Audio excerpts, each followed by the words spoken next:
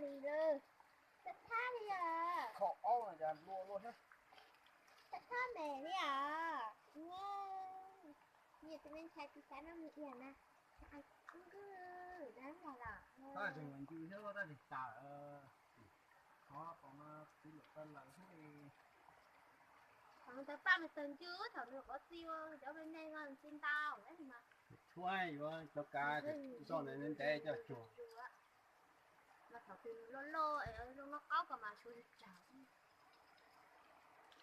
Ta hiểu tiền chỉ dừng lúc rồi như lô thằng bội ấy cho bác siêu mà chơi cho tí tí đầu. Nó đây nó tao là tao cho. Vâng, nó cứ không làm tao không có chết. Đi lưu cũng nhỏ hay. Lúc cái ra từ nè. Bay lúc này, lúc ngon. Lúc nó có ngon này. Tính nó có ở đấy nè. Vừa không? Tiếp bỏ thì cho tránh